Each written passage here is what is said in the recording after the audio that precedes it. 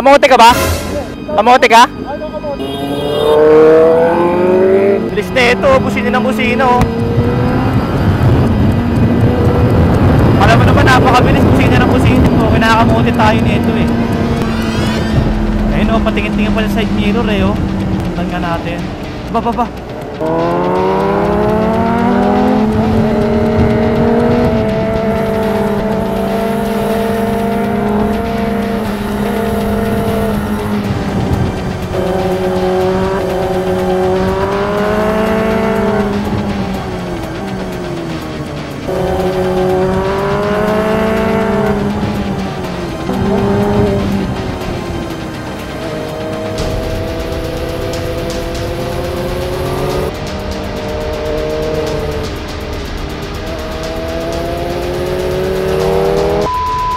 What's up mga bro? Boss J here. Sobrang tagal kong di nakapag-upload ng mga rides dahil ngayon na-busy tayo.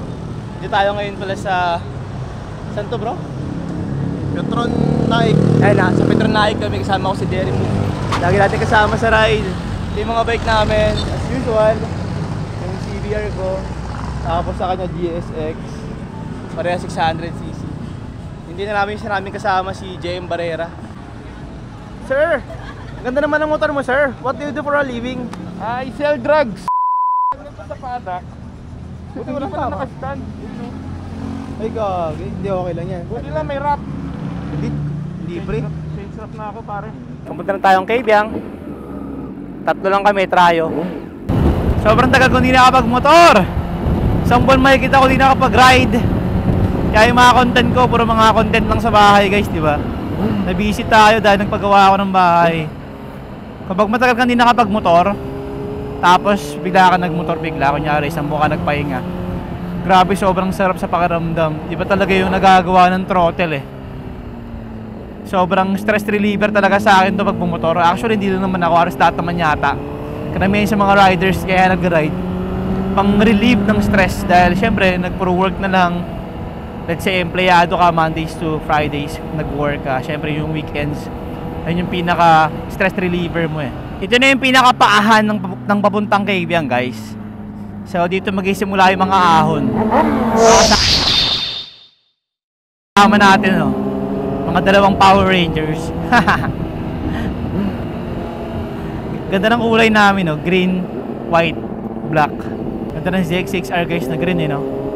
Apple green yung kanya. Meron na palang barrier dito. Binago na pala to. Wow, kakaiba na. May mga barrier na dito sa Kabyang oh. Yung paakyat. Siguro baka dahil sa may na-aksidente nung nakaraan. Nakaraan kasi may na-aksidente rito na jeep eh. May jeep dito na nawalan ng preno. Hindi ko alam kung nawalan ng preno o mabilis lang talaga magpatakbo. Nag-overshoot eh. Patay yung dalawang rider. Kawawa nga eh. Actually tatlo kasi may angkas yung isang rider. Iwanan na ako ng mga kasama ko. Ang bilis ng dalawa. Naiwanan ako eh. Ang bibilis magpatakbo. Sir, kamote ka ba? Kamote ka? Kamote ako eh. Oh, kamote ako. Ay, bomba. Bomba natin ha. Kamote tayo eh. Ay, bomba ulit.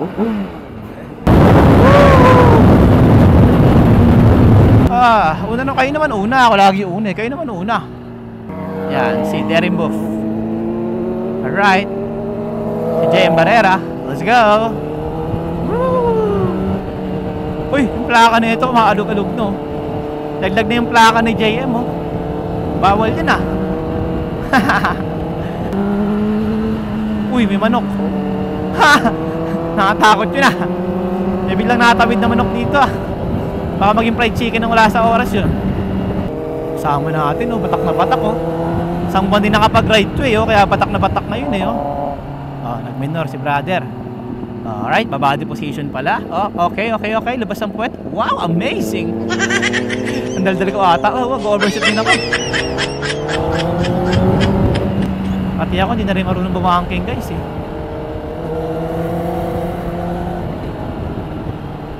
Ang tagtag naman kasi rito. Itong part na to ng Kabyang, huwag kayo magpapatakol mabilis dito guys. Kasi napakatagtag dito, napakapangit ang daan dito. Eh no, Tumatalbog-talbog ako guys. Yung ako nakikita nyo yung handlebar ko nanginginig. Ayun no, tumatalbog-talbog yung handlebar ko.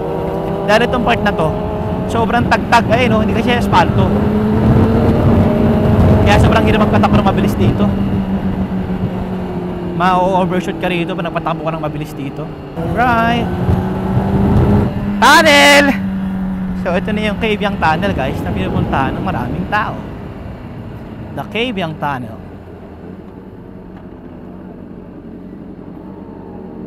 Sa Cavyang Tunnel na tayo. Dami nag-picture oh. Wow, daming riders.